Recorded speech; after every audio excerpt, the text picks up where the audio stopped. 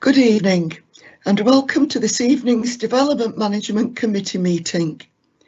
I'm Joan Grime, Councillor for Cultures, Glaisbury and Croft, and I will be chairing the meeting. Due to the current coronavirus pandemic, the Council have taken steps to follow restrictions and health guidance in relation to self-isolation and social distancing, whilst balancing the needs of carrying out our regulatory functions. The agenda for the meeting will run as per the usual format. I can confirm that the meeting is being broadcast live to the public who have had the opportunity to make written representations which have been distributed to members. However, there will be no input from the public during the meeting. They only have audio access. This is in line with the requirements of the Coronavirus Act 2020, Section 78. Before we move to the business of the meeting, the committee will observe a minute's silence for His Royal Highness the Prince Philip, Duke of Edinburgh, who sadly passed away aged 99 on February the 9th of April. Please remain seated during the silence.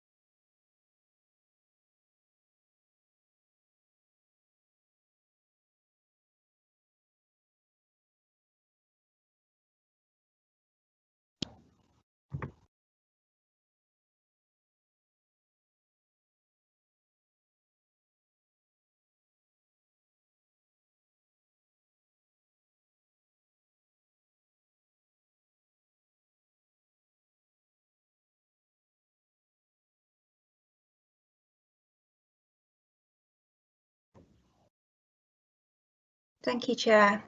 And members, you may proceed with the rest of the meeting.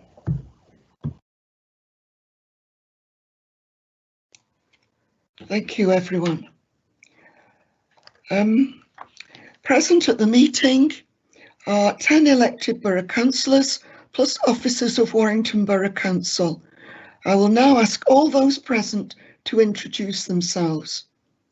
At the same time, will councillors confirm that they have received the agenda and reports on the applications and have a copy in front of them, and also that they have read the additional written representations emailed. Update reports have also been circulated and available for members to view. So if we can start with the introductions, Councillor Barr. Good evening, my name is Councillor Bob Barr. I represent Lymm North and Thelwall. I have all the papers before me and I've read the additional representations and the update report. Thank you, Chair. Councillor Carey. Good evening, Chair. I'm Councillor Peter Carey representing Fairfield and Howley Ward. I confirm that I've got all the agenda papers in front of me and I have read and received all the additional representations. Thank you. Councillor Flaherty. Good evening, Chair.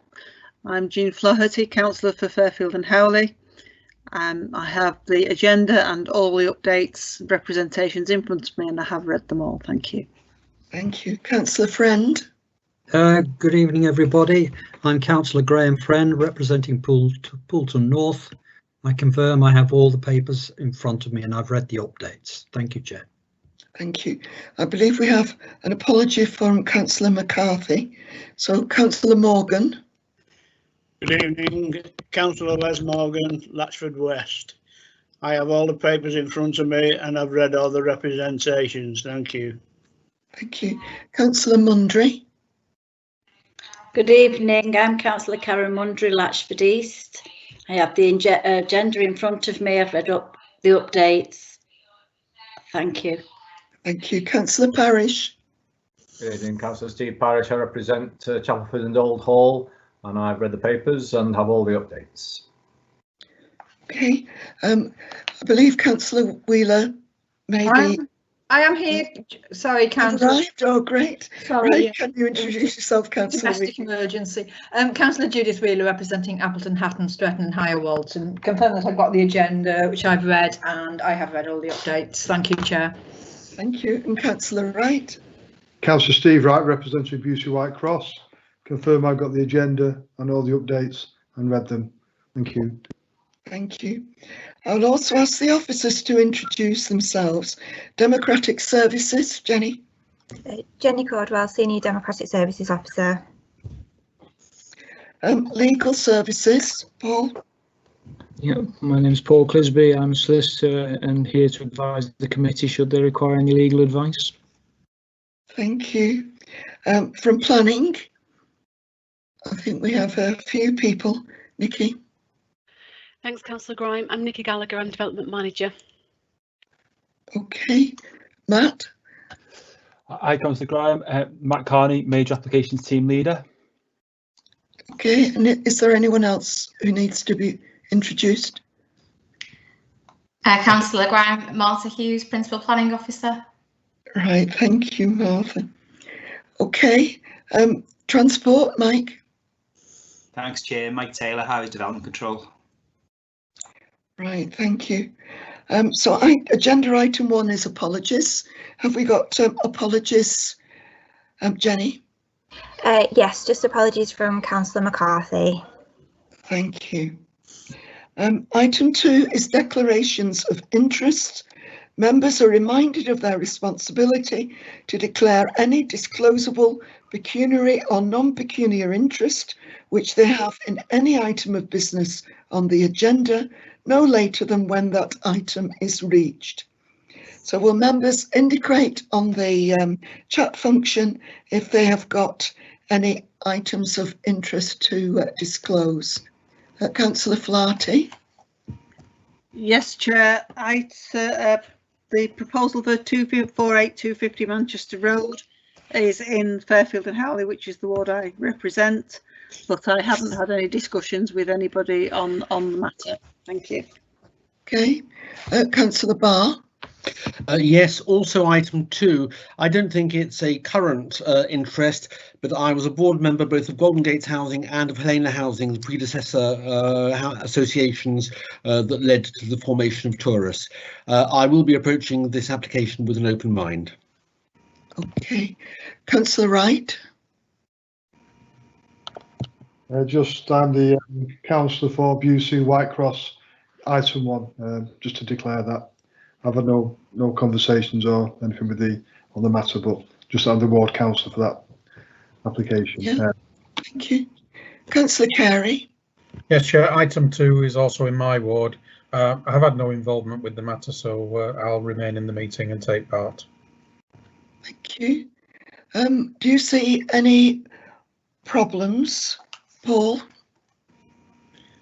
No, Chair, none of those declarations indicate to me that there's any requirement for members to not participate, right, unless they feel that they are in some way prejudiced by those relationships that they've indicated. Well, I don't think anyone felt they were. No, they've indicated Sorry? That's fine. Yes, they've indicated that they don't consider that they are, and that's fine. That seems perfectly reasonable. Great, thank you. The minutes of the last meeting. Has any member seen a problem with the minutes of the meeting on the 24th of March, which have been circulated to you? No comments have come up, so I confirm that the minutes of the DMC meeting held on the 24th of March 2021 are a correct record. And we go on to agenda item 4, which is the planning applications. The first one is 2019-36256, which is Bank House, Bank Street, Museum, Whitecross, Warrington, WA1 2AP. This is a full planning application.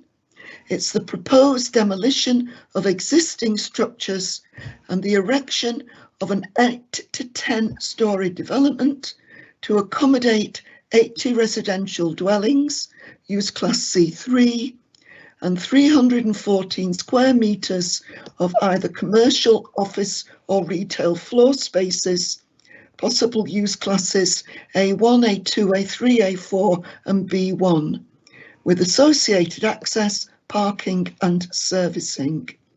The recommendation is to approve subject to conditions and an S106 agreement. Can I invite the Development Manager to present a report? Thank you, Chair. This is a full planning application for a new purpose-built residential development of 80 units with commercial on the ground floor following the demolition of the existing mainly vacant office block. The site is located on the junction of Mersey Street with Bank Street within the town centre, adjacent to the new multi-storey car park with DW gym and office accommodation to either side. The application is before members at the discretion of the Director of Growth. The application was advertised by neighbour notification letter, site notice and press notice, and no representations have been received as a result. As members are aware, all planning applications must be determined in accordance with local planning policies unless other material considerations indicate otherwise. The relevant local planning policies contained within the core strategy are within section 6 of the report. Members will note reference in the report to the new town centre supplementary planning document, which is in its pre-adoption stage and therefore only limited weight can be attributed to this as a planning policy document. Notwithstanding this, the document gives support to current core strategy policies and is referenced in the report in these terms. Consideration of the application in the absence of the adopted SPD is not considered to be premature. The key issues associated with the development are discussed in detail in section 8 of the report, and for the purpose of the presentation I'll focus on the principle of the proposed development, siting and design, highway matters, heritage impact, amenity and deliverability in terms of viability. I'll take each of these in turn. The application for mixed-use commercial and residential is acceptable in principle within the town centre because it supports job growth, contributes to the economy and provides housing. Furthermore, members will be aware that we currently are unable to demonstrate a 5-year housing land supply, and therefore there is a presumption in favour of sustainable development except in circumstances where approving such development would significantly and demonstrably outweigh the benefits of the development when assessed against the NPPF as a whole. The development would deliver 31 bedroom and 50 2-bedroom apartments with 10% provision for affordable housing, which would contribute to meeting local housing needs. There has been a significant under-provision of affordable housing in the borough over recent years, as demonstrated in paragraph 8.9 of the report. Continue to chair the building communities. 10% affordable housing provision will clearly address an element of need and accords with the adopted core strategy policy SN2, which requires development proposals to deliver a mix of dwellings which seek to better balance the housing market by matching supply to identified needs. Although the policy seeks 20% affordable housing on town centre residential development sites, it is very clear that a lower proportion may be permitted where it can clearly be demonstrated to the satisfaction of the council that development would otherwise not be financially viable and affordable housing provision is nevertheless being maximised. In this instance, the application has been submitted with a full viability assessment, and this has been professionally independently assessed and concurred with, and I'll come back to this matter later. In terms of siting and design, the application site is within a prominent position on Mersey Street, which is commonly recognised as part of a road network encompassing the core town centre. It is an important location in terms of providing an increased regeneration presence onto the arterial route, building on the success of Times Square and the associated new car park to the immediate north of the site that have been developed to a very high design specification. The proposal responds to the recent regeneration initiatives in terms of scale and design, and this is evident in the photo montage on page 44 of the report. The proposal at 8 to 10 storeys is greater in scale than the adjacent car park, which is logical given its more prominent position. However, its scale reduces from the Merseyside elevation along Bank Street to ensure that it relates well to the existing recent developments. Whilst the properties to either side of the application site are notably lower in scale, it is considered that the proposal would not be incongruous given its adjacent context, which is visible from either approaches. The upper levels of the Mersey Street, Bank Street elevations are characterised by a double height elevated terrace area, which would allow through glimpses of the sky, and the greening of which will be visible along both road frontages. This is considered to make a positive contribution to the street scene and would be supported by a feature tree at ground floor level. The design detail of the scheme has been carefully considered in this full planning application, as demonstrated diagrammatically in the illustration on page 48. The success of the scheme in design terms is dependent upon such detail, and specific conditions have been included to ensure that these are delivered as intended. Pedestrian access to the commercial units is provided from Bank Street, with servicing taken from Moulders Lane, which is situated between the site and the existing multi-storey. A small car park is located within curtilage for the commercial units, with the developer supporting the residential aspect of the development, with 20 contract parking spaces in the existing adjacent facility for a period of 2 years to meet with demand. Residents will then be able to extend this as necessary after this period, or access alternative travel modes associated with this highly sustainable location. Travel plans are conditioned for both commercial and residential elements, with sufficient cycle parking for the entire development also provided in curtilage. In terms of the potential impacts on local heritage assets, consideration has been given to the potential to impact on the setting of St Mary's Church, which is located 230 metres to the northeast, and in particular views from the Wilderspool Causeway. However, it's considered that the church steeple is currently seen within the context of the multi-storey, and although views would be minimised at a particular point, it is considered that this indirect impact to the setting of the listed building is less significant to those that have already recently taken place closer to the immediate setting. The more important views of St Mary's from the Dale Street Mersey Street roundabout will be unaffected.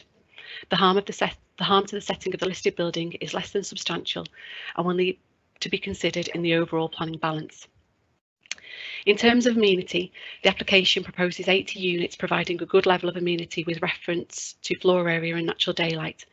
External amenity space for residents is provided on the 8th floor in the form of the roof terrace, and residents are well placed to access public recreational spaces such as Queen's Garden, Bank Park and Victoria Park.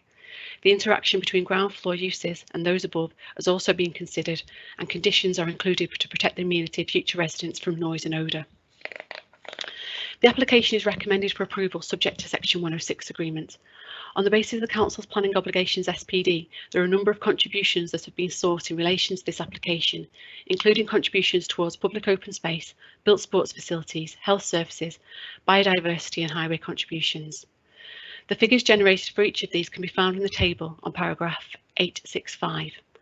I mentioned earlier that we've received a viability appraisal in relation to this application, and this has been independently professionally assessed and concluded that such sums cannot be viably achieved and would therefore impact on the deliverability of the scheme. Viability is a material consideration in the determination of application in accordance with national and local planning policy. The application does provide 10% affordable housing units, which will make a contribution towards addressing identified needs, and will enter into a legal agreement to ensure 20 car parking spaces for 2 years. The applicant states, and it is agreed by the independent assessor appointed by the council, that there is a further £100,000 available to be apportioned between other obligations. It is considered that £50,000 towards new medical facilities, specifically at Wilderspool Causeway, and a further £50,000 towards supporting the objectives of the first and last mile is appropriate. Health provision is considered a priority need for future residents and can be used in conjunction with other sums previously identified in the area. The £50,000 to support the objectives of the first and last mile would involve public realm and greening of the town centre environment, which would also encourage sustainable travel and have biodiversity benefits, thus reflecting other required obligations. In reaching this view, other service areas, which are those that requested the contributions, have been consulted and are in agreement in relation to the allocation of this funding. Members should also be aware that a review mechanism will be integrated into the Section 106 legal agreement to ensure a further open book viability appraisal once 75% of open market sales have been completed, to ensure that contributions are maximised as far as possible. In summary then, it is considered that significant public benefits associated with the development in terms of housing provision, meeting identified needs and supporting the local economy through the efficient use of a brownfield site. These clearly outweigh the less than substantial harm to the setting of the Grade 2 listed church. The application is therefore recommended for approval, subject to conditions as set out in the report and a Section 106 agreement. Thank you, Chair. Thank you, Nikki. I can confirm that we received additional written representations from Zerum, the agent in support of the application, and this representation meeting. So I'll now invite comments and questions from members to the officers. Please indicate using the chat function if you wish to speak. And the first comment I have is from Councillor Peter Carey. Peter, would you like to speak now? Yes, Chair. Looking at the facades shown on page 44, there appears to be one important one missing, and that's the view from the Bridgefoot area, the main route into town. And I wonder if we've got something on record that shows the view from that direction, because clearly that is an important facade from the point of view of public passing by this building. Nikki? I'm afraid I haven't got anything to hand, Councillor Curry. I'm not sure whether this is something that Martha can assist with in terms of just a simple description, or whether we should just give her a few minutes, whether she can dig something else out and show that on screen. Right, okay. Martha? We don't have that montage from that direction. They're the only two that we've been provided with as part of the submission. Is it likely that it's the same as the Mersey Street frontage? Sorry, in terms of the elevational detail I can find, if it's a photo montage, that's the only two that we've got, or the two that are in the presentation. But will it look similar to the Mersey Street frontage? Yes. Yeah. Okay, thank you. Councillor Graham Friend.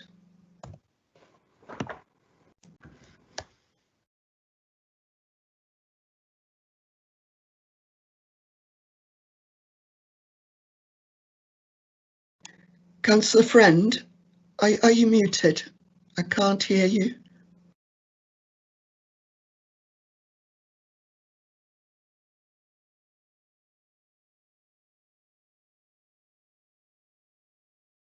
Councillor Friend. He is muted, Chair. Right, thank you, Chair. I was having problems unmuting myself there. In paragraph 810 on page 21,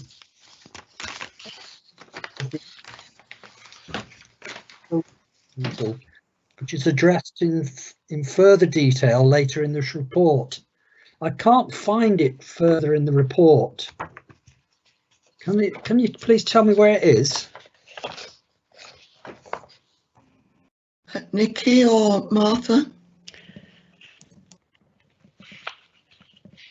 So the paragraph 810 discusses viability, and then if we look towards the top of page 29, you'll see a title there: Viability of the Development, Provision of Affordable Housing and Other Social Infrastructure Requirements, and that details what the requirements are and how they've been considered.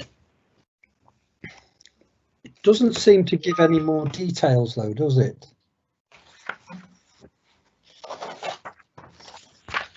Have we got the viability appraisal? Can we see that? The viability appraisal is a very detailed, calculation heavy document. So we do have a copy, and it has been fully assessed, so by a professional independent assessor with the relevant background and qualifications. That is available. That is available to us. We haven't got that in front of us right now, but the conclusions that have been drawn from that as a result of those discussions are within the report. Yeah, I would still like to see that report. This is again another application that's not supplying the required number of affordable housing.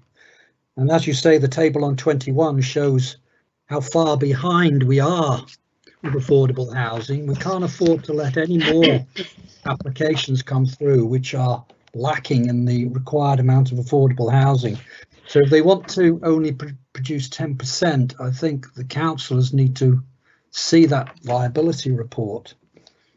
Item 2 on the agenda gives 100% affordable housing, and that's in the town centre as well. So I think there's a massive difference there.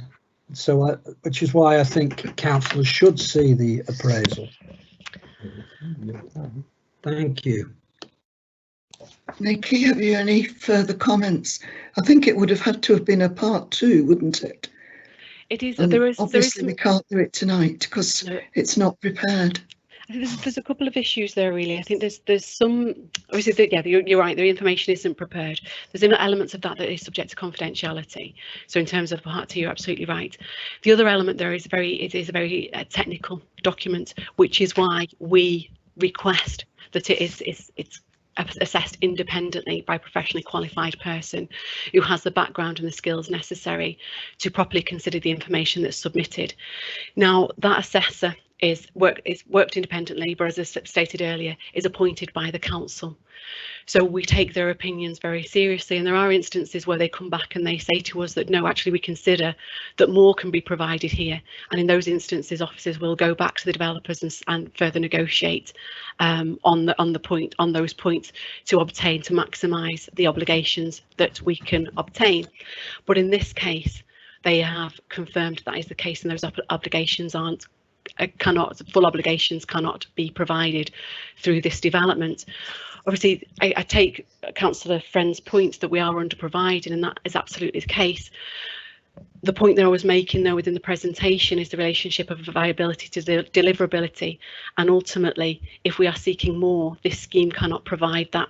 So therefore if it was to be refused, for example, for that reason, you risk losing the 10%. And our independent assessors are confident that the viability just doesn't provide for that. Is that sufficient answer, Graham? Or no, not really. I can't support this application without seeing that report. Not when there's other applications that are giving far more affordable housing on the same agenda. Do you want me to just respond to that, Councillor? Sorry. You just on mute there, sorry, Councillor. Nikki, you were saying something, sorry. Yeah, just I think without looking at in too much detail, it's item 2 at this particular time. I mean, that differs significantly from this application in terms of the item 2 is essentially led by an RP, by a registered provider, and that's why it can be 100% affordable. This provides the mixed communities and does accord with policy. Thanks. Okay, can we go on to Councillor Barr's comment next? Right, thank you very much indeed. I have some sympathy for both Councillor Carey's comments and Councillor Friend's comments. Councillor Carey is quite right. There is a key elevation that we're not seeing here, and I hope that in future meetings, once we start maybe meeting face to face, the promise of an interactive three-dimensional model will be fulfilled. So we will be able to look around a building as significant or as dominant as this one. One of the things which is a little bit sad is that was it an award-winning or award-nominated car park is being hidden by this. So whilst I feel very concerned about St Mary's Church, I'm much more concerned about our beautiful car park disappearing behind this building. But unfortunately, that's not enough reason for me to vote against it. And I'm grateful for the 3D visualization, particularly on page 45, which I think are helpful. What that does, however, is following our decision to allow a similar size or similar height block next to the telephone exchange, this is beginning to be a little bit of a trend around Bridgefoot. We seem to be establishing a precedent that this is what the middle of town will look like, that will be a mid-rise residential with retail offices or other uses below townscape, and that's fine, but it would have been quite nice to have had a plan that said that's what's going to happen, rather than having to judge individual applications in the absence of that plan. Over the feature tree, well, I quite like the feature tree, but it's a very, very non-green building, almost no greenery around it, no balconies, no greenery on the building. It's going to be a rough, tough brick facade, albeit nicely detailed and looking relatively attractive. It's the first time a developer said we'll provide the greenery off-site, which I thought was relatively amusing.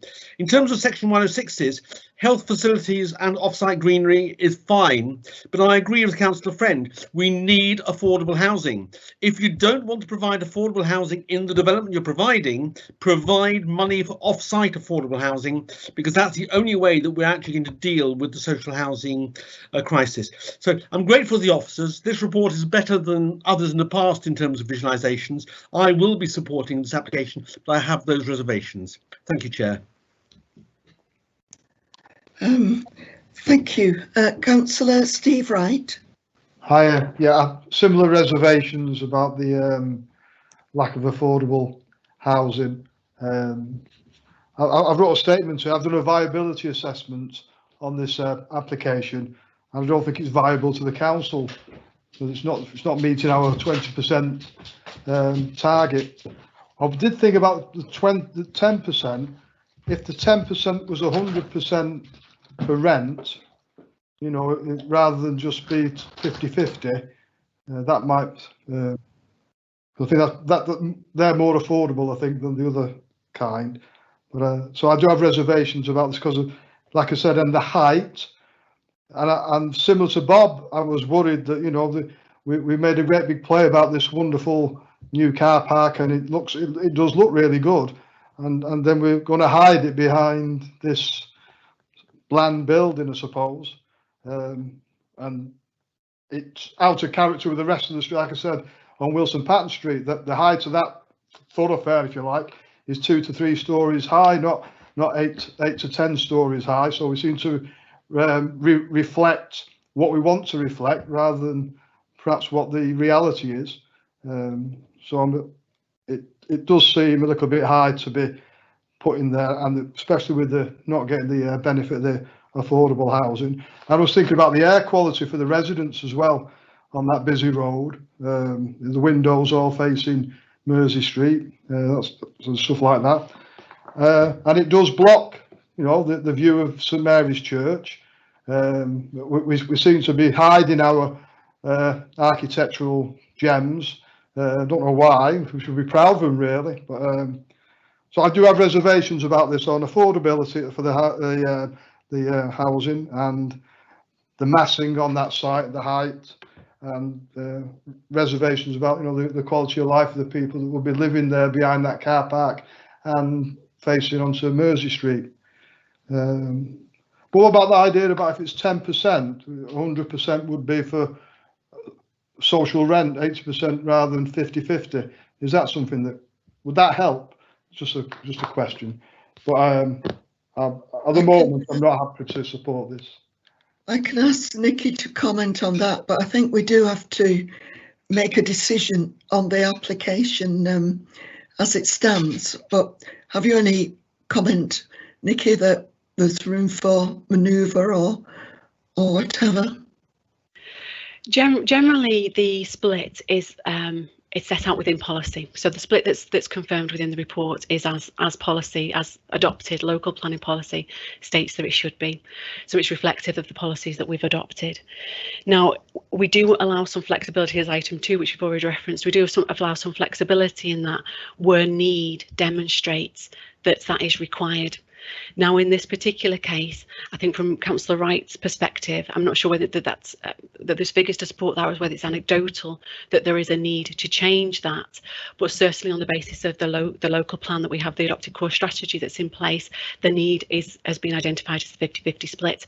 But what I can do is feed those comments back to planning policy, to Michael Bell, for them to consider when they're having a look at the local plan in the future.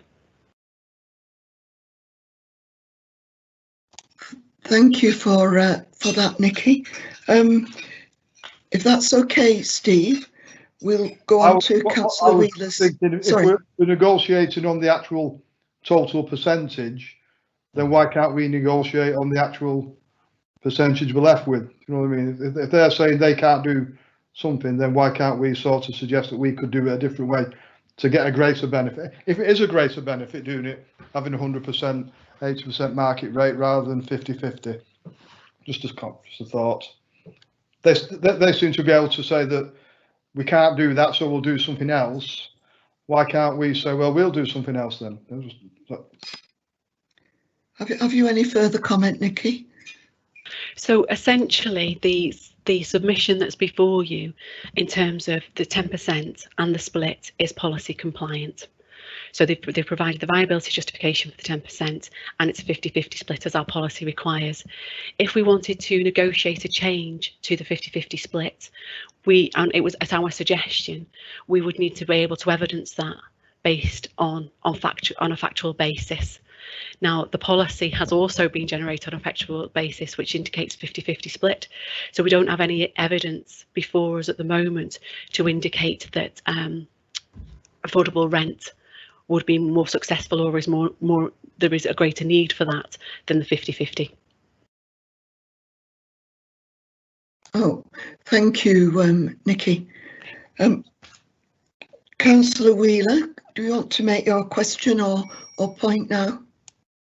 Yes, thank you, Chair. A couple of points which have been raised before.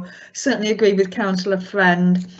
We always get the viability argument put before us. We're always told it's incredibly complex and independently assessed. I'm not doubting, Nikki, that isn't true, but that's always the argument, that it's very complicated. It is assessed, and I'm just wondering, is it a material consideration?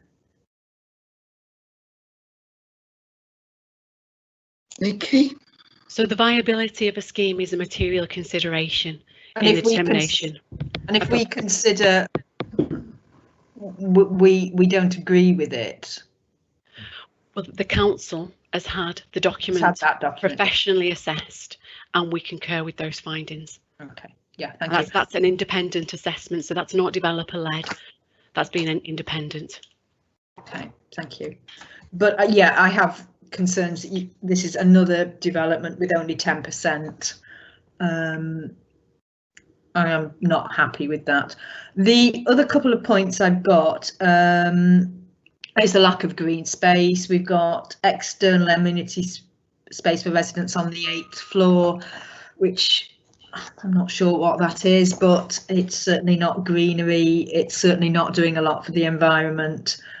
I don't think I would like to live in an apartment with so little green space or outside space.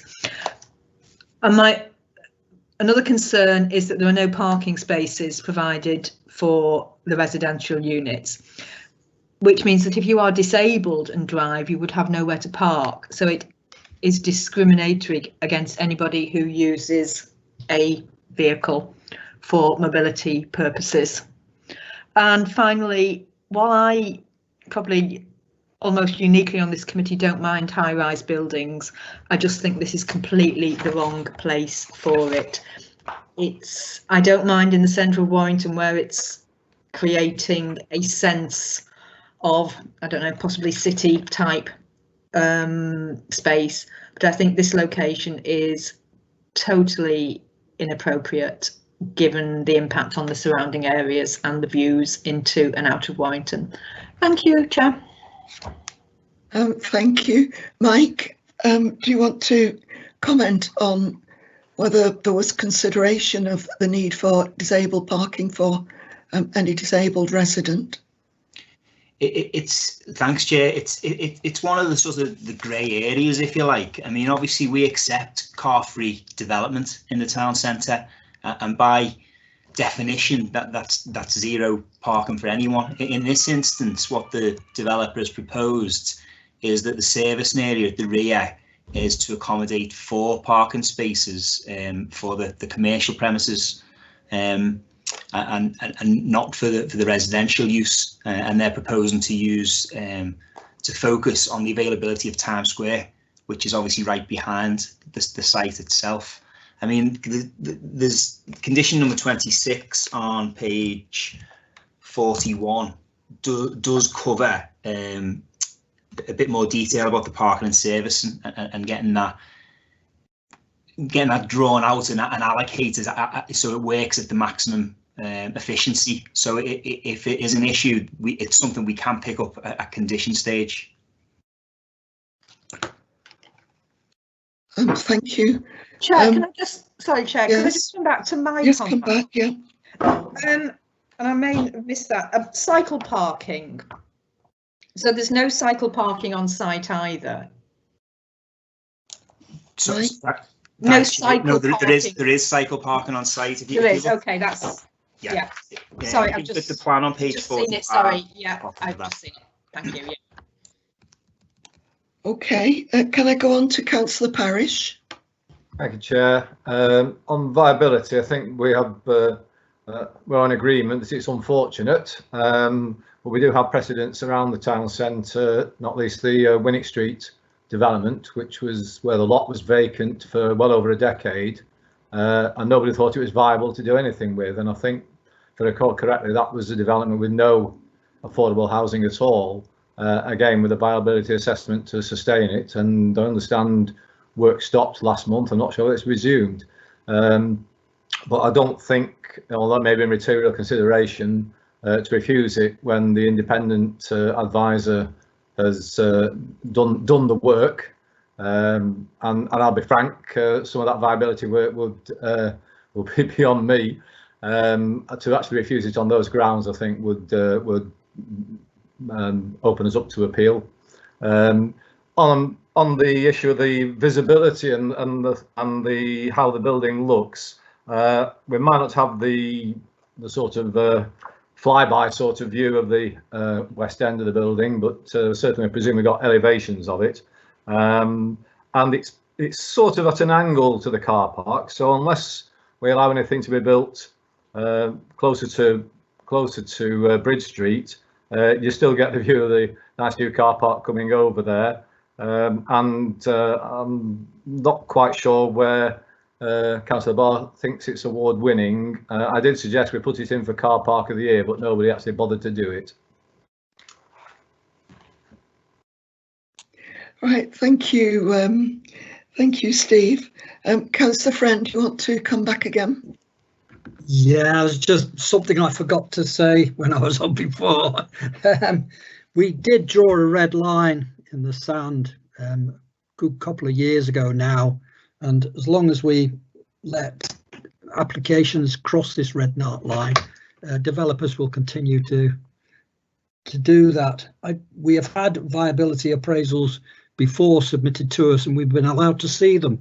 I don't understand why we haven't been allowed to see this one. Okay, thank you, Chair. Yeah, we've I remember we've had summaries in the past, part 2 things on confidential papers, pink papers. They were one side A4 summaries. I don't know how helpful people found them, because some of the figures just appeared on the sheet and they might as well have come off the wall as far as we could tell. But certainly that has been the case. We have seen summaries, and perhaps this is something that might be thought of. But while we're having virtual meetings, that may possibly be complicated with the confidentiality of them. Have you any comments, Nikki, on that, or Paul, perhaps? In terms of the information that's being submitted, it's a standard practice really isn't to put that information into the committee report. It's to summarise that information into a more digestible form, which is what we've tried to do. But if members would like to see an increased level of information in the future, that is certainly something that I can pick up with you, Councillor Grime, or perhaps a future chair, to have a look at how we might facilitate that. That's no issue at all. The information is there, it is available, and we consider that we are being transparent in the process. If the councillors perceive a different view, then that's absolutely no problem. We'll pick that up. The other thing that I'd just like to mention on this as well is that the independent assessor has concurred with the findings, has been submitted. However, as I mentioned within the presentation, there is the opportunity, well, we will be writing within the section 106 agreement, should the application be approved, the opportunity for a review mechanism. So the developer at 75% of completion would need to submit an open book to us to demonstrate their figures. Now, when we receive the viability assessment at this stage, it's projections, likely costs, likely sale values, etc. But once we get 75% through construction and sale, you're in a position then you are dealing with very real figures. So the reason that we do that is then to maximise the obligations that can be drawn from any developments. So if there is more money then found to be within that development, then we can take that and allocate it accordingly. Okay, thank you. I don't appear to have any more requests, comments. Sorry. Yes, Councillor Chair. I'm just wondering. I know how much goes in committee reports is an issue, and I think the standard thing is that the reports should be comprehensive, but not so unwieldy that nobody reads them in full.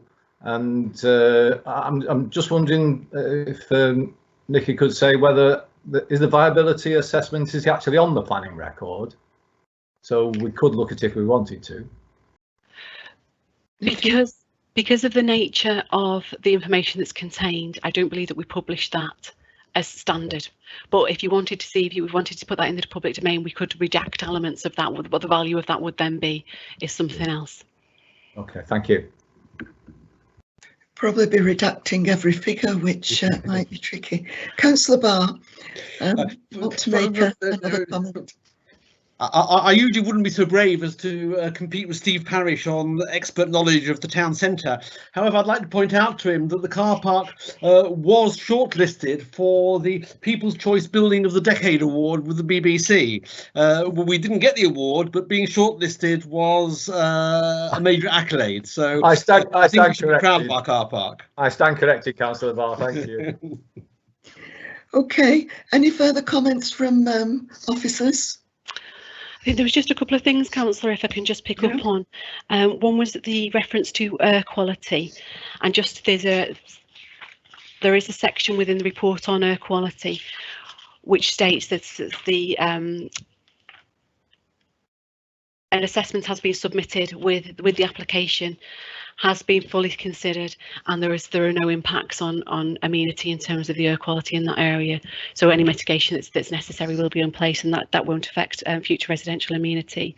There was also a reference to it blocks St Mary's Church, and I think that's picked up within the report, but that the element where it is blocked is from Wilderspill Causeway, and it's limited, very limited views.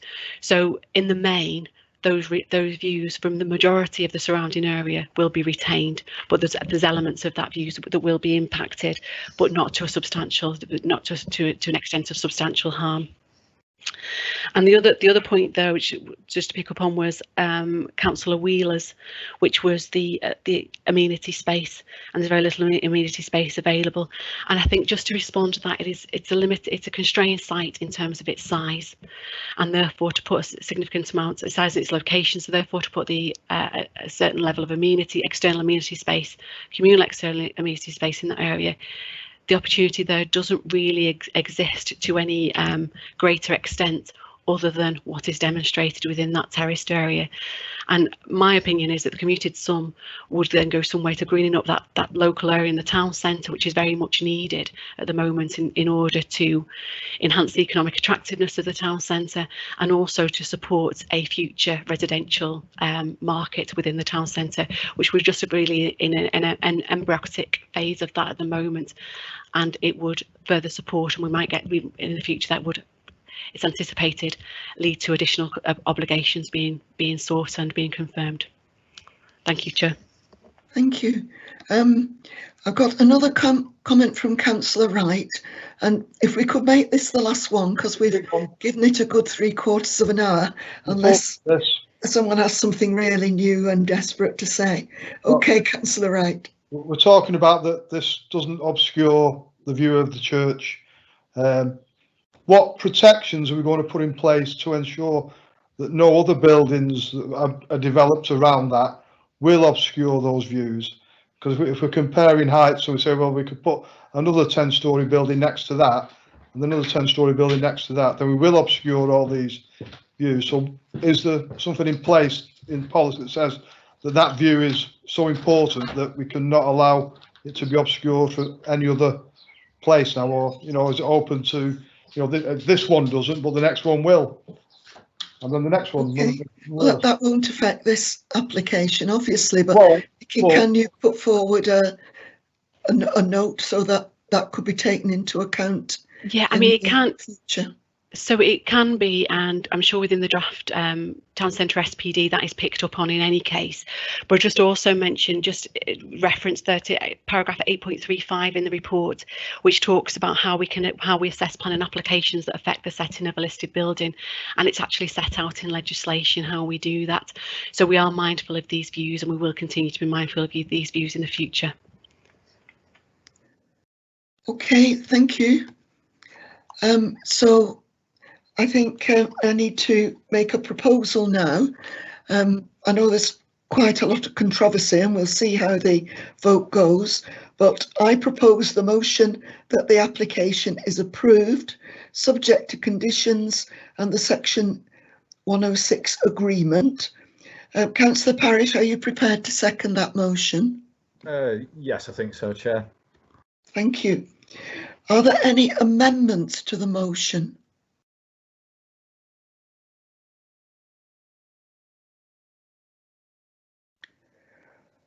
Okay, so can I give this to Democratic Services to take the vote, please? Thank you, Chair. Councillor Barr? For. Councillor Carey? For. Councillor Flaherty? For. Councillor Friend? Against.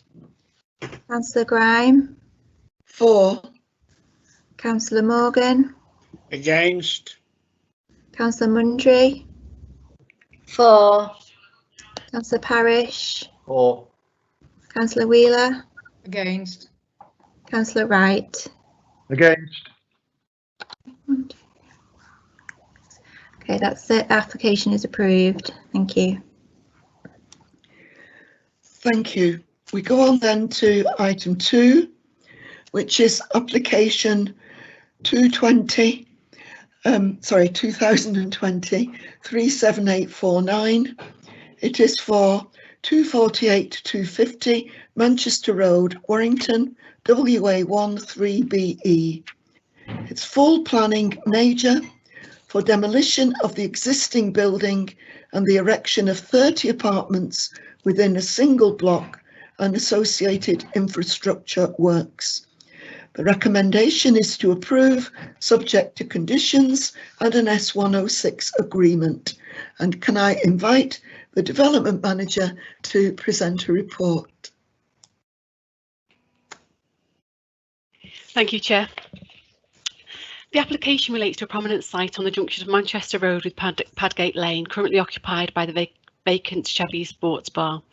The application proposes the demolition of the existing premises and the erection of a 3-storey pitch roof building comprising 30 apartments along with ancillary works. The application was advertised by 141 neighbour notification letters, site notice and press notice, and the application is before members because it is a major application and 16 representations have been received. Of these, 12 were received in relation to the original consultation and 4 following reconsultation as a result of the amended plans. The amendments are outlined in section 2.4 of the report and are significant, including revised site area. Notwithstanding this, all comments are reported for transparency as they were not subsequently withdrawn. The main issues raised relate to the principle of flats in this location, highway safety concerns, amenity including waste, noise and pollution, design and ecology, and these are detailed on pages 55 to 58 in the report.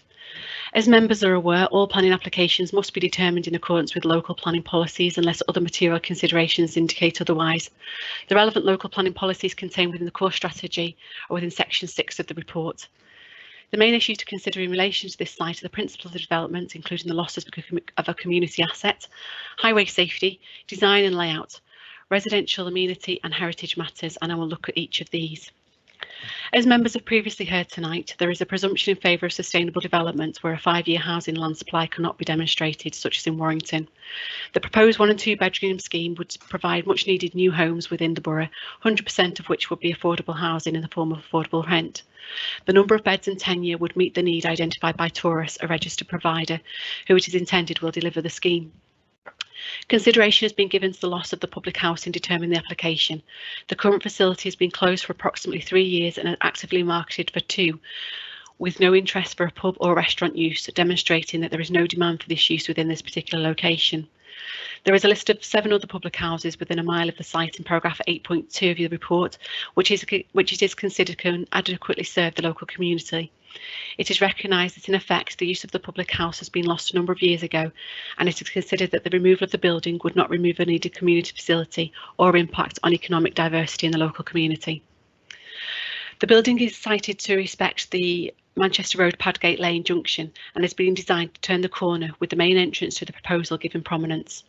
The extent of the frontages is broken up by the projecting elements that, together with further architectural detailing, including the use of gables and soldier courses, would add interest to the main elevation of the development. The proposal is 3-storey, and whilst the adjacent properties are largely 2, it is considered that this is acceptable given that it would create a feature at this highway junction. It is considered that it would relate well to its surroundings and would not have an adverse impact on the locally listed gate lodges to the cemetery positioned opposite. Car parking would be provided to the rear of the site off Padgate Lane and provides 32 spaces in accordance with the parking standards SPD.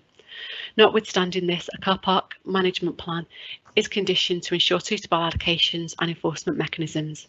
The site provides curtilage cycle stores and can be adequately serviced. The orientation of the properties is such that there are no impacts of dominance or privacy on the existing adjacent residential properties as a result of the proposal. Refuse for the apartments would be stored off Padgate Lane in a self-contained brick and timber enclosure for ease of access for servicing, with vegetation screening to the front elevation. Whilst this is in proximity to the adjacent neighbour, the comings and goings associated with this would not be significant so as to impact on the amenity, particularly when considered with the context of its location on a busy thoroughfare. The proposed development will provide good quality residential accommodation, which in the main adheres to national space standards. The exception is 6 of the 2-bedroom properties. We currently do not have a policy relating to national space standards, which are a government housing standard, although it is recognised as good practice. In this instance, the units that fall short of regular layout, and it is considered that the reduction is not significant enough to have a significant adverse impact. The potential impacts of air pollution have been assessed using worst case scenarios based on historical data held by the council, and there would be no detrimental impact on future residents. Issues of noise have also been assessed and can be fully mitigated for. In conclusion, for the reasons set out in the report, the application is recommended for approval subject to conditions in a Section 106 agreement to secure 100% affordable housing. I'd also request that members note there's an additional condition within the update report. Thank you, Chair. Thank you. I can confirm that we've received additional written representations from Cheshire Planning Solutions in support and also from Taurus in support. And I confirm these representations will be included in the minutes of this meeting. And I'll now invite comments and questions from members to officers. Please indicate with the chat function if you wish to speak. And I think the first comment is from Councillor Flaherty. Thank you, Chair. I'm just a bit confused by the images on page 78 that show the corner, which I think is the corner of Padgate Lane and Manchester Road facing the cemetery, with an angled frontage on facing the junction. And then the one underneath, which appears to be the same view, isn't the same building. Can somebody clarify what I'm actually looking at, please? Nikki? So, yeah, sorry, Chair, thank you. So the upper image, the proposed street visual, is taken from the traffic lights in effect on Manchester Road. So looking down Padgate Lane from the traffic lights. No. The image below that is taken from the other direction, looking towards the traffic lights. From where? Traffic lights of both ends. Oh, sorry. So from the rear of the site. Adjacent to the so you see the greyed area to the right of the image is the residential property to the back of the site. Okay, so the one with the car on at the bottom, that is looking up Padgate Lane towards the cemetery. Matt is just highlighting that on the screen now. Yes. It's round. The second image is from around here somewhere, looking back towards the junction. The first one being looking that way across at the site. Yeah. Okay. Thank you. And on the first image, if I could just ask then, the property to the back of it, that is the existing building, looks to be, although it's only 2-storey, looks to be of a similar height. Would that be right?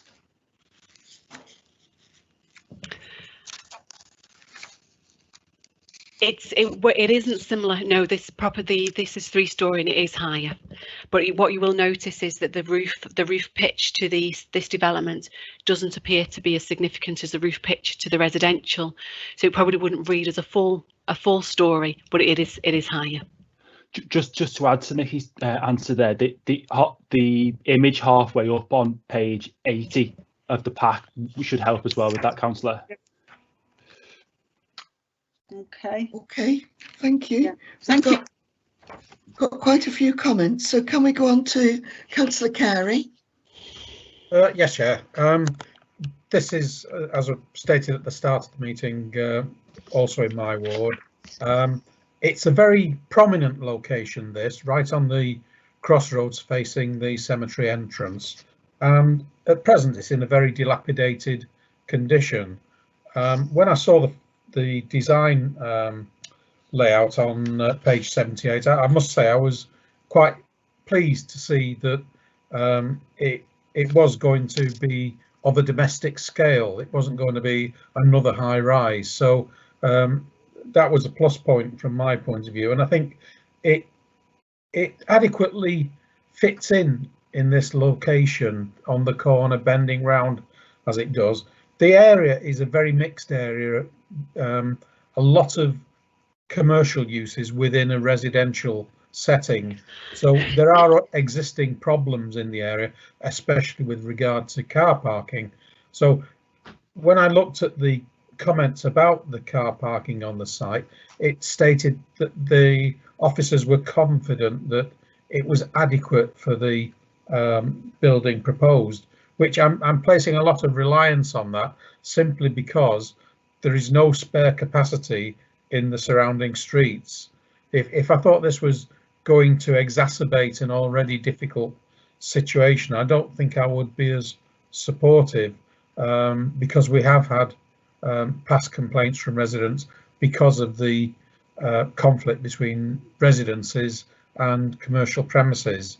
So it is a difficult location to satisfy, but I think on the face of it, this does appear to be a reasonable attempt to not to overdevelop the site, but to find something that is going to blend in as much as possible with the scale of what's there already.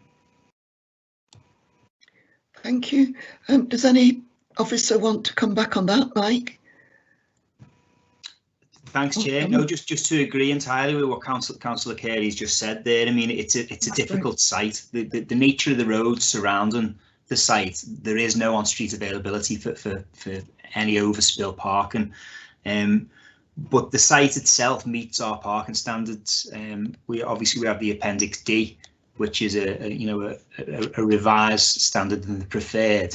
But the allocation for that, it would be one unallocated space per unit. So that would require 30 spaces. They're actually providing 32. So they are meeting our standards. But as a belt and braces approach, if you look at paragraph 8.27 on page 65 of the report, that details that we've asked for basically a management plan for that car parking.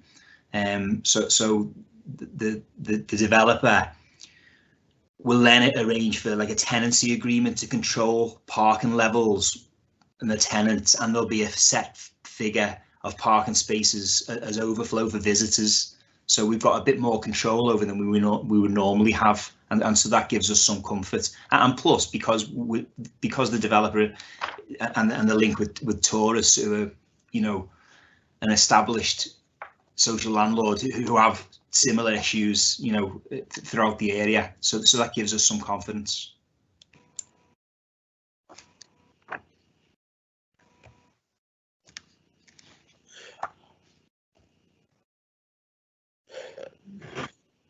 Do you wish to comment?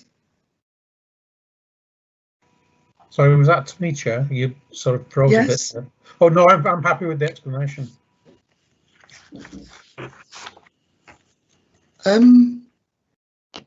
Councillor Friend. Yeah, Councillor Carey has stolen my thunder there. It's similar sort of question. I thought it was an excellent development for that corner, with just a concern about the parking, and I was particularly pleased with the ramp access to the rear. So thank you very much. Councillor Barr. Yeah, I think I have to add my voice to the plaudits for this. Firstly, it's providing affordable housing in an area that badly needs it, which will have good access to employment opportunities in the town centre without having to use a car, which I think is really important. I particularly like the design features. I think that the fenestration, the windows, the gabling, the way the roof is done, the way it deals with the corner are really extremely good, and quite in contrast to the building that is opposite Sainsbury's on Farrell Street and Church Street, which I thought was a very disappointing building for the town centre. And it's very nice to see a 100% affordable scheme actually building in a style that one wouldn't normally relate to affordable housing, but to higher standard housing. And I think that's an excellent decision. So notwithstanding my previous association with the tourist companies, I think that the developers and tourists have come up with an excellent proposal here. Thank you, Chair. Thank you. Councillor Wheeler. Thank you, Chair. Yes, I think it's a planning gain. I think it, you know, the illustrations are great. I think, and I do actually think it fits in with the street scene and will be a planning gain. I do have concerns, paragraph 8.42, that we are looking at below minimum national standards for the size of the 2-bed units, 3 metres square below. And the minimum, we're only at the minimum standard with 61 metres square. This is going to be 3 metres square below that, which is going to be, I should imagine, significant for a 2-bedroom apartment, which could have, what, possibly 4 people, 5 people living in it. I just wondered if planners have got any comments on that, please. Vicky. Thank you, Chair. We've started putting this information in. You might have noticed over recent months, we've started putting this information in, which previously wasn't provided, because from our perspective, it is aspirational. As I mentioned previously, we don't have a policy for this, but we do recognise it as good practice, so it's material from that perspective.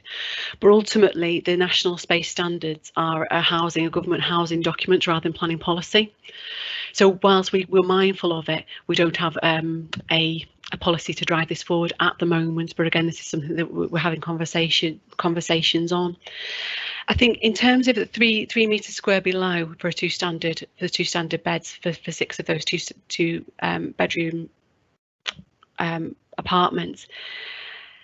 When we have had a look at this and whether we then consider, well, is that a reasonable level of accommodation, we've looked at that in the context of the layouts, the specific layouts of those flats in particular, and they are quite regular. When I refer to in my presentation as regular, they are regular, which means that those 3 metres is almost absorbed, whereas if it was an irregular layout, it may be more difficult to manage, and therefore it may be more of an issue, where in this instance it's considered acceptable.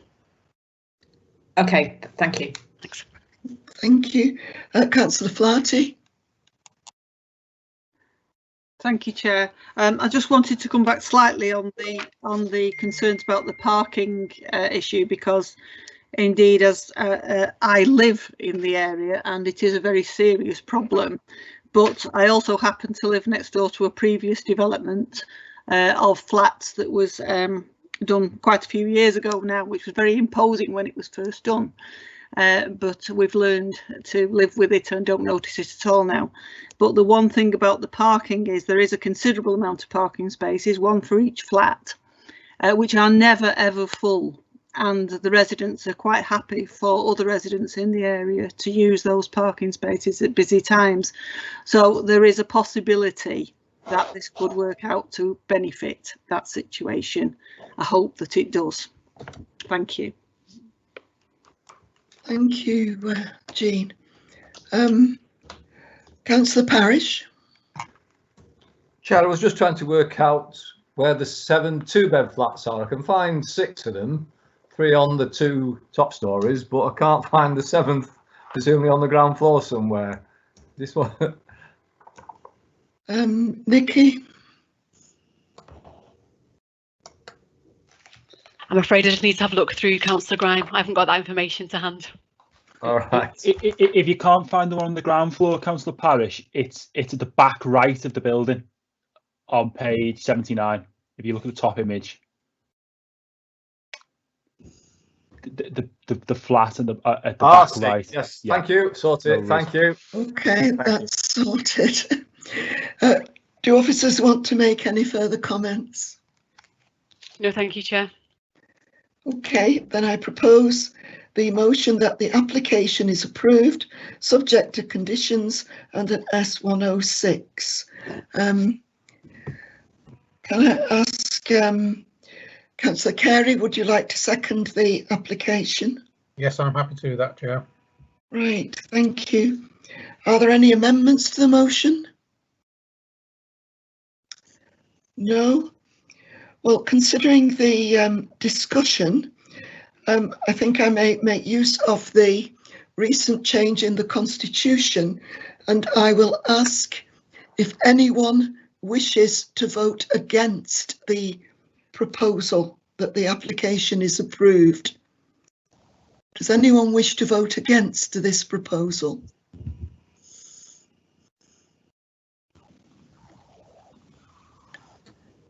Right, then Jenny, I think we can declare that the motion is carried unanimously.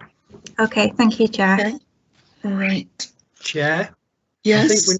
I think you need to ask if anybody wishes to abstain. All right. Okay, does anyone wish to abstain?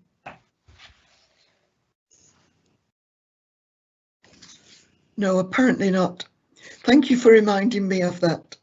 I wasn't actually thinking we would need to use that, but it seems to be a waste of time to go through all of us when everyone's spoken in favour.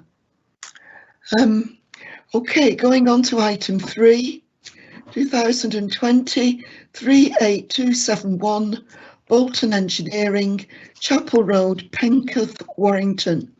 This is an outline application, but major, for a proposed 14 residential units and a new vehicular access.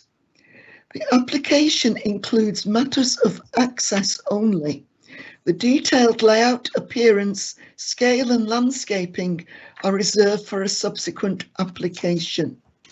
The recommendation is to approve, subject to conditions and a Section 106 agreement. And may I invite the Planning Officer, Matt Carney, to present a report. Thanks, Chair. Just before I start with the presentation, I just noticed that as I turn the screen on the presentation, the image of the map that's on the screen isn't the correct site. I've just had a quick look in members' packs, and the right site location plan is shown on the agenda pack that is published. But just for clarity, that isn't the right image on the screen. Okay. To turn into the presentation, the application relates to a 0.4 hectare site in Penketh, which is currently occupied by a large single building used by Bolton's Engineering, who undertake electrical manufacturing. The site also includes areas for car parking and delivery areas which are accessed from Chapel Road. This employment use is situated in a predominantly residential area, and it's adjoined by residential properties to each side, with a children's nursery slightly further afield to the east on Chapel Road.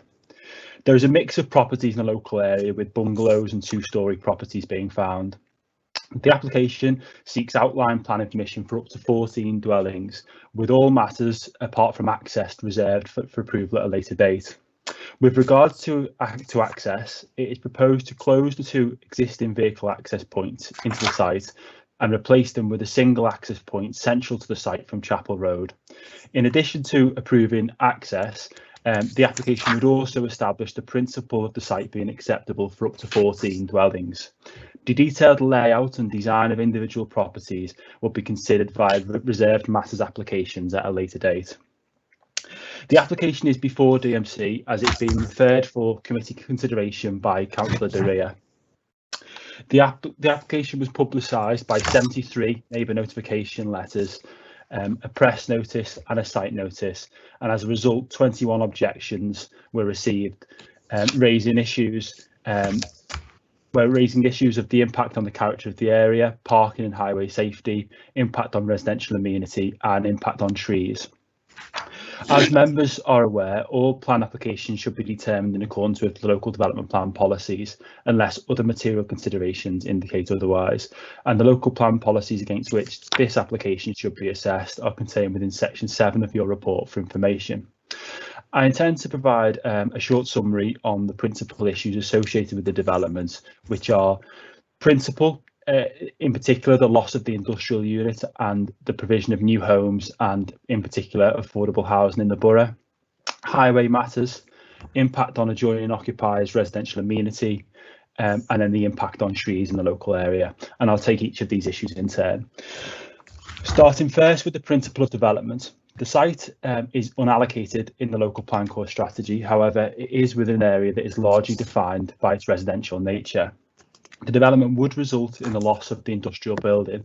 However, as advised in the committee report, the current occupiers are locating to another larger premises within the Warrington area, and the loss of this isolated employment site is considered to be acceptable given the residential nature of the surrounding area, which limits the operations from the site, in particular in relation to noise and odour that can be acceptably generated, and the suitability of access arrangements for large vehicles from Chapel Road. In addition, any future opportunities for an organisation to expand are limited given the size of the application site. In relation to the principle of the site being used for residential development, as members are aware and as set out in detail with the committee report, Warrington is currently unable to demonstrate a 5-year housing land supply, and therefore in accordance with the NPPF, sustainable development should be granted planning permission with the exception of where any adverse impacts of doing so would significantly and demonstrably outweigh the benefits when assessed against the policies in the NPPF taken as a whole. This development would result in the sustainable delivery of up to 14 dwellings being provided on a brownfield site and would assist with the under-delivery of new homes in the borough and contribute to the delivery of new affordable housing by providing a 20% provision. It is therefore considered that the residential development is acceptable in principle. Turning to the proposed access arrangements, the proposed access to the site is via a new access from Chapel Road, with the 2 existing accesses being closed. These arrangements have been considered by colleagues in the council's highways section, and it's considered to be acceptable to accommodate the range of vehicle movements associated with 14 dwellings, without compromising the local highway network or highway safety. The detailed layout of the site would need to be submitted as a reserved matters application to demonstrate that any future scheme would comply with the council standards for car parking and servicing, and planning conditions are recommended to ensure that these matters are taken into account and considered further at that stage. On this basis, it is considered the application would not result in an adverse impact on the pedestrian and vehicular safety and is acceptable in terms of its highways impacts. Turning to the impact on neighbours, it is important to recognise that this application is in outline form, and therefore members tonight are making a decision on the detailed access arrangements to the site and establishing the principle of the site being acceptable for use to up to 14 dwellings. To ensure that the council can be satisfied that the site can acceptably accommodate up to 14 dwellings, the applicant submitted an indicative layout that shows an option for how the site can be developed. And this layout demonstrates that 14 2-storey dwellings can be provided whilst complying with the council's separation distances to ensure that no unacceptable impact on neighbouring occupiers arise. It's recognised that surrounding properties to the site include bungalows, and members are advised, as set out in the committee report, that the relationship between two-storey properties proposed on the application site and single-storey adjoining properties has been considered, and it is demonstrated that compliance with our standards can be achieved. To ensure that the amenity of neighbouring residents is protected, alongside with protecting the character of the area, as set out in the update note, it is recommended that a condition is added to provide clarity that any dwellings on the site can be no more than 2 storeys in their construction, and this condition will need to be complied with in any future submission for reserved matters approval. Representations received from adjoining occupiers have raised ground levels as being a concerning factor.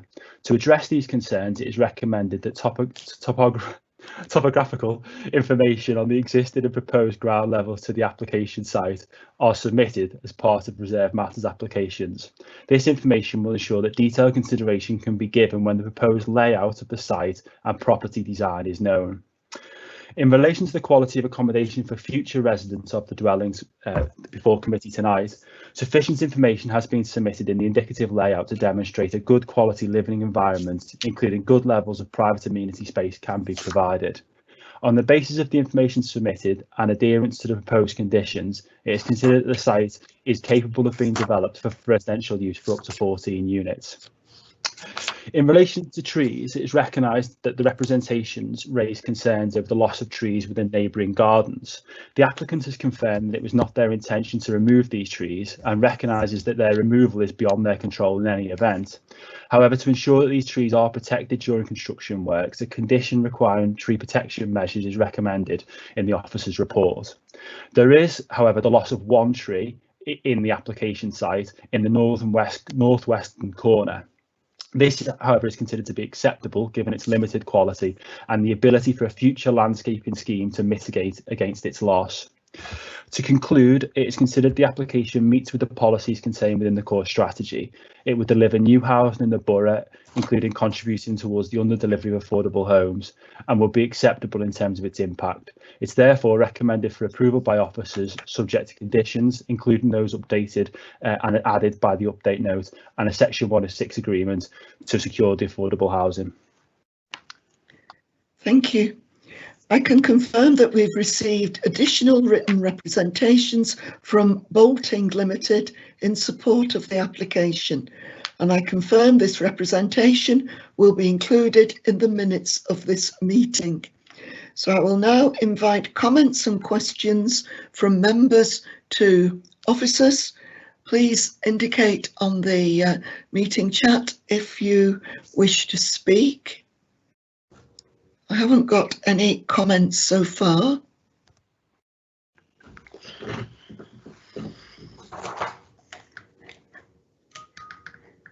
Right, Councillor Barr. Thank you. The principle seems fine. I'm slightly concerned I can't work out from this what the density is going to be on this site. Can Matt kindly tell us what the density per hectare is on Falmouth Drive and on Radley Close? Because I can't quite see how you're going to fit in 14 properties at either of those densities onto this site. Matt? Yeah, thanks, Councillor Barr. I don't have the density for the surrounding area, but I do have the density for the development, which is set out in paragraph 9.10 of the officer's report, which sets out that the density is proposed to be up to 35 units per hectare. And I think it's important, as it says in paragraph 9.10, to consider that this is a brownfield site, and the NPPF is clear that where there is a known shortage of deliverable housing land, it's important that we maximise the potential of it. And officers are satisfied that the delivery of up to 14 homes on this site would allow for a scheme that fits within the character of the area whilst not having an impact on highways or any neighbouring residents and those other considerations that we need to take into account. Thank you, I'm grateful. So I read an implication from that these properties and their amenity space will be at the lower end of the scale compared to neighbouring properties. So this will be a relatively dense development compared to the surrounding properties.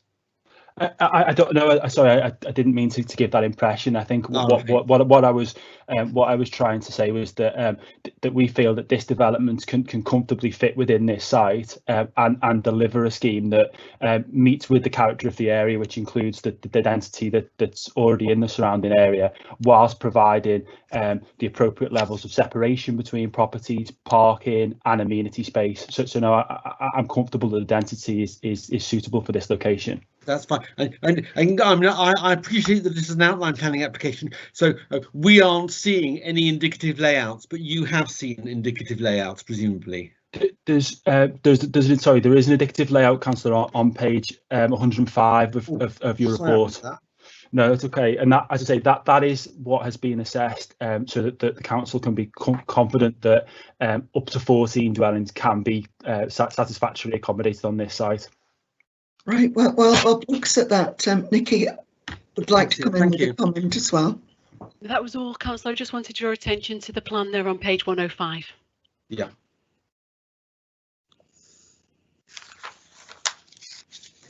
Right, thank you. Councillor Wheeler. Thank you, Chair. Following on from the issue about the density, and I probably should know this, if this comes back to committee as a full planning application, is it possible at that stage for the developer to increase the number of houses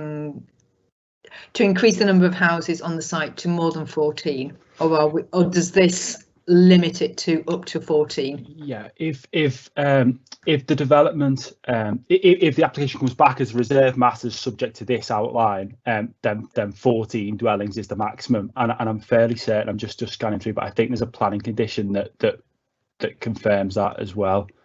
Yeah, so condition in this report. Yeah, condition 5 on your report that confirms that no more than 14 dwellings should be constructed and occupied as part of this permission.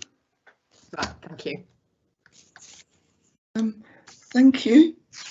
I've got no new committee members wanting to comment, but yes, I'd put. Do anyone want to come back? Sorry, Councillor Friend, I'd put an S in, Chair. All right, it's not come through to me yet, but Councillor Friend, please ask now. Yeah, I was very concerned about the diagram at the top of page 105. The sort of red building marked C, very close to the boundary. And so does the yellow buildings marked the D, seem very close to the boundary. And they're bungalows there. So surely those buildings heavily overlook those gardens. We've got no dimensions. Well, I can't read the dimensions on the drawing, so I've got no idea how close they really are. Yeah, so just, I mean, I've just zoomed in on the dimensions, Councillor Friend, so just to give you the dimensions, but I think it is important to remember that this is an outline application, so this layout isn't something we're approving tonight, but would be subject to further reserve matters applications. But to give you comfort that the development site can accommodate the number of properties, the building marked as C on the indicative layout is 16.5 metres away from the rear property that's identified to the side of it, and the properties that are marked as D are approximately 21.5 metres away. So both of those dimensions would meet with our separation standards for a single-storey property with a relationship to a 2-storey flank wall. Okay, and do we know how far away from the actual fence line those properties are? I'm afraid I don't have that information to hand, but clearly there is parking that's shown between them. So, you know, a parking space tends to be 2.5 metres in width. So there is certainly a few metres, well, in excess of 2.5 metres from the boundary. But as I say, I think it's important to remember at this stage that it's an outline application, and the detailed layout would be assessed at reserve matters. But is there a minimum distance to the fence under our policies? not a minimum distance to the fence. It would be the consideration of the relationship with relation with the amenity space, but the separation distances relate to outlook and therefore a kind of window to flank wall or window to window relationships. Okay, what's the minimum? You say 116.5. What's the minimum? So to the minimum, I think is just say it's set out in the report. It's just bear me 1 second. Sorry, off the top of your head. No, it's okay. 16, isn't it? So the minimum between effectively 16 meters is the minimum Right. that is set out. Yeah. And that takes into account the fact that 13 meters would be the normal minimum between 2-story to 2-story, but we take into account the fact there's an additional 3 because effectively there's a relationship between a single-story property and 2-story. Right, thank you. And you said they would be limited to 2 stories. Would this ban them from having skylights or dormer windows in their roofs? It perhaps wouldn't ban them from having skylights or dormer windows, but it would effectively limit the scale of the property to 2 stories. But as I say, that will be considered more when the individual property designs are known at reserve matters. Okay, thank you. And one final thing, Chair, thank you for this. There's a mention of a covenant. I think Councillor Dirra mentions it's contrary to a covenant. Has that been looked into at all? It has been raised. Obviously, I can't say Councillor Dirra raises it in her comments, but as set out in the officer's report, covenants aren't a matter for consideration in the planning consideration of a plan application, and therefore it's a civil matter that will need to be taken forward and considered by the landowner in effect before development can be carried out, but it's not a matter for this committee to concern themselves with at this stage. Right, thank you, Chair. Thank you. Okay, thank you. Councillor Barr. Yes, I'm grateful to Matt for his earlier clarifications. Just one more. Looking at building C, which is at the end of that sort of curved set of buildings, are there going to be, presumably windows will look out over the bungalows, but the set of 3 buildings, which are D, it's going to be a gable wall, which presumably would not have windows. I think as I say, Councillor Barr, I think it's important to remember that this is just an indicative layout to demonstrate that up to 14 homes can be developed, so that there isn't any further details around kind of how the layout of those properties and relationships to windows will be brought forward. But ultimately, the important thing to give members comfort is that those are the matters that would be assessed when those details are known at reserve matters. But this should provide members with the satisfaction that up to 14 properties can satisfactorily be accommodated on this site. That's fine.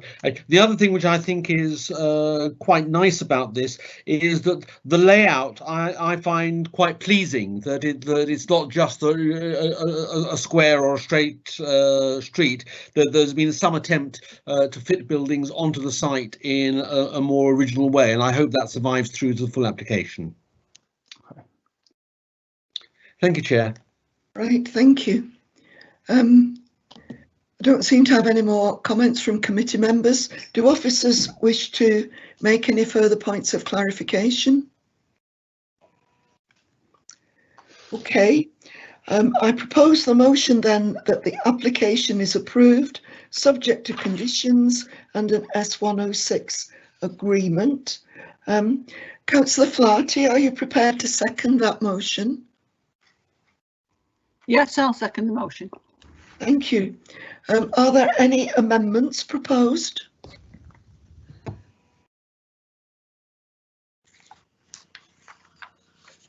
Right. Can I hand over to the Democratic Services Officer to take the vote, please? Thank you, Chair. Councillor Barr? For. Councillor Carey? For. Councillor Flaherty? For. Councillor Friend? Abstain. Councillor Grime? For. Councillor Morgan? 4. Councillor Mundry, 4.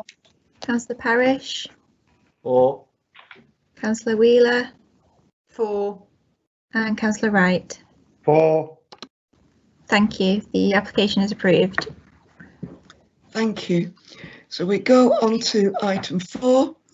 This is 2020 38406, zones 1 and 2, Omega South, Burton Wood and West Route, Warrington, WA5 7XQ. It's a variation of conditions major. The proposed variation of condition 1, approved plans, attached to the reserved matters approval 2019 35646, which was for the construction of 3 buildings for general industry, use class B2, and or logistics, warehousing, use class B8, with access and associated development. And the variation is to increase the number of staff parking spaces and to erect lighting columns, earth bunds, gabion walls and acoustic fencing at Unit 1. And this is a Section 73 application. The recommendation is to approve subject to conditions. And may I invite the Development Manager to present a report. Thank you, Chair. The application proposes the variation of the plan's condition relating to the reserve matters application for 3 warehouse buildings with ancillary works, which was approved under delegated powers in November 2019. Essentially, the application proposes additional car parking, associated landscaping and enclosures. The 2019 application was speculative in nature, and now there is an identified end user, Gusto, and the changes are required to meet with their specific operational needs. The unit and associated space associated with this application is Unit 1, which is located centrally within the application site as shown on the plan on page 127 of your report. The application is before members because it is a major planning application that has received over 10 objections. The application was advertised by 29 neighbour notification letters, site notice and press notice. 18 representations were received for reasons set out within section 4 of the report, which can be summarised as access and highway safety, residential amenity, visual amenity and ecology. As members are aware, all planning applications must be determined in accordance with local planning policies unless other material considerations indicate otherwise. The relevant local planning policies contained within the core strategy are within section 7 of the report. The key issues associated with the development are discussed in section 9 of the report, and for the purpose of this discussion I'll focus on the operational requirements of the applicant, transportation matters and amenity. The issue of principle is referenced in detail in the report and has previously been established by the outline and reserve matters application. And I'll take the other matters in turn. The operational requirements of the applicant is material to the decision insofar as it provides the justification for the proposed changes. As previously stated, the reserve matters application was made speculatively, and therefore it was not possible to take into account such details at that stage. Gusto has been identified as the end user of the site. For information, they distribute made-to-order boxed fresh meal ingredients for home preparation. The Warrington facility will be the largest of all Gusto's distribution hubs, being twice the size of their facilities in Lincoln and Essex, and employing 1,700 people over 4 shift patterns and operating 24 hours a day with an investment value of £40 million. This is a higher number of staff than would usually be associated with the B8 use, and thus a higher number of car parking spaces are required, allowing for peak times such as shift changes. Whilst initially transportation colleagues objected to the scheme, further to the submission of additional information from the applicant, this objection was removed via email prior to the finalisation of this report, although a formally updated memo has been provided in the interim and both correspondences are now available online for transparency. I reference this matter specifically because we've received a late representation from a member of the public, as detailed within the update note, who was concerned that the information contained within the report is misleading for members, and therefore, for the avoidance of doubt, I'm clarifying this position. Subsequent discussions in respect of the additional parking and the need to justify such took account of the comprehensive walking cycling infrastructure throughout the Omega area, including the potential to link to and through the proposed residential areas immediately south of the site, as well as the success of the B52 bus service. It was considered that notwithstanding the specific need for additional car parking, other travel mode choices are available, and through the implementation of a travel plan in consultation with the Council's Travel Choices team, the modal shift towards these other modes can be achieved. It is also recognised that given staffing numbers for the units, the proposed additional parking will assist in preventing any potential indiscriminate overspill parking issues from occurring. The additional parking associated with the development will be relocated to the south of the unit in an area previously identified as a landscaping strip, with vegetation, ground covering and pedestrian cycleway that would link through to the wider site. As demonstrated in the sections on page 133 of the report, the footpath cycleway would not be impacted by the proposal, although part of the previously approved bund would be removed and replaced by a gabion retaining wall with a new 2-metre acoustic fence on top to mitigate any noise and general disturbance impact from the car park. Lighting columns would be 5 metres high, and therefore just 1 metre of this would be visible above the fence line at a distance of 250 metres to the nearest residential property backing onto Burtonwood Road, which is a significant distance. The extract from the planting plan on page 132 of the report demonstrates that heavy standard trees will be planted to the public side of the fence, which would further act as a visual barrier and enhance the ecological value of the area. It is considered that there would be no significant adverse impacts on residential or visual amenity for existing or future residents as a result of the proposal. In conclusion, the application would assist in facilitating a significant level of investment and job creation for Warrington and is supported in principle.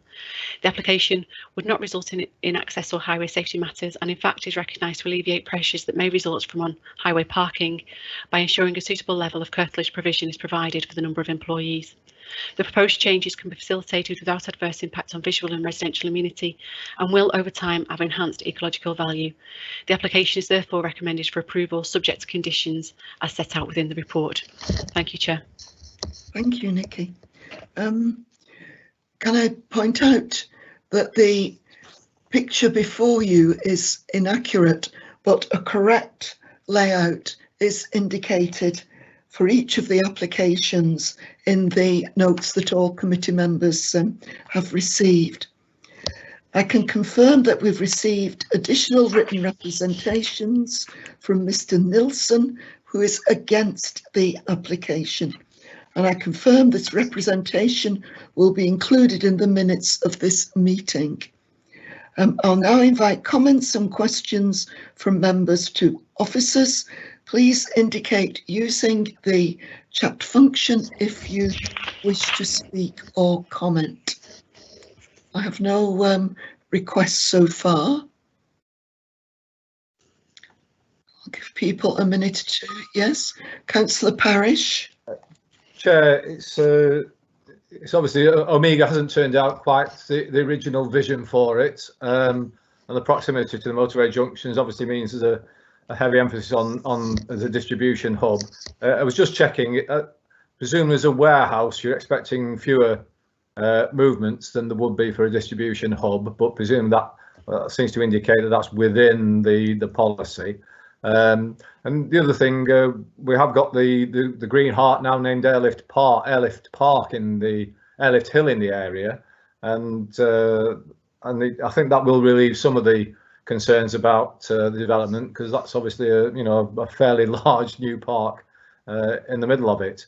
And but I did just wonder, this path to the south of the site, it's within the red line area, will it be dedicated as a public highway? Mike?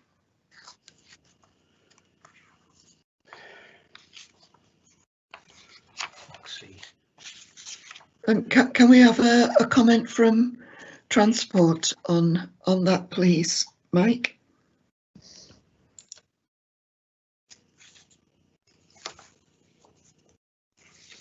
I'm sorry, I can't hear. Can I fall back on Nikki and ask for a comment, or am I just not hearing? Oh, Mike's here now, sorry. Cheers, sorry, for some reason my connection just died, but I came back. It died literally after Councillor Parish asked his question. And I think he was asking about the footway cycleway to the south of the site.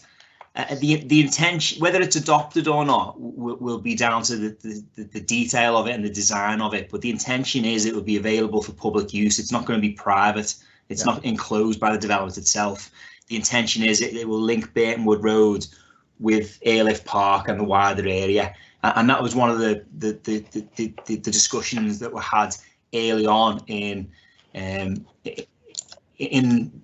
the detail of this proposal and the units themselves, and it was basically improving the connectivity for pedestrians and cyclists to make it a lot more permeable. So yes, the intention is it will be publicly available, and hopefully it will be adopted. Thank you. Okay, thank you. Also, I would like to emphasise that the reason that the report is asking for far more car parking is because it's not actually going to be a warehouse or logistics. It is actually going to be an industrial unit providing a considerable number of jobs, much more than were anticipated, which is extremely welcome in itself. Would Nikki like to comment on that, or Mike, anyone? No, thank you, Chair. I'm happy to comment, Chair. I mean, basically, yeah. It's an issue we have frequently in relation to our parking standards. There's no one size fits all for every development, particularly in commercial enterprises. And what this application reflects is the known occupier and their requirements, and in particularly, detailing the requirements of their shift operations. The original development, there was a comprehensive assessment of the highway capacity in that area, and we've no concerns with this proposal over it. The officer who dealt with it originally was very thorough, and our standard practice is to resist increased parking, basically to not make car the easy choice. But we're satisfied that this is justified in this instance.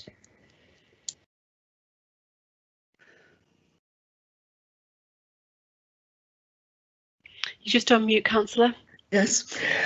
Are any other committee members wishing to make a comment or ask a question? I haven't got anyone lined up waiting. In the meantime, any further comments from officers? No, thank you, Chair. Okay, so can I propose that the motion that the application is approved subject to conditions? Councillor Parish, are you prepared to second this application? I am, Chair. It sounds like we might be able to use the shortened procedure as well. Well, I don't know, as not a lot of people have commented. I think we had actually better give people the opportunity to give their response. I was going to hand over to Democratic Services. There's only 9 of us. Okay, thank you, Chair. Councillor Barr? 3, 4. Thank you. Councillor Carey? 4. Councillor Flaherty? 4. Councillor Friend? 4. Councillor Grime? 4. Councillor Morgan? 4. Councillor Mundry? 4. Councillor Parish? 4. Councillor Wheeler? 4. And Councillor Wright? 4. Thank you. The application is approved. Thank you. So you're right all the time, Steve. Okay, we go on to agenda item 5, the appeal decision summary. The report is attached to the agenda starting on page 134. 1 appeal has been decided and 1 received since the previous report. Does the planning officer wish to make any additional comment? No, thank you, Chair. Right. If any members wish to comment or ask questions, will you please indicate with the chat function as usual?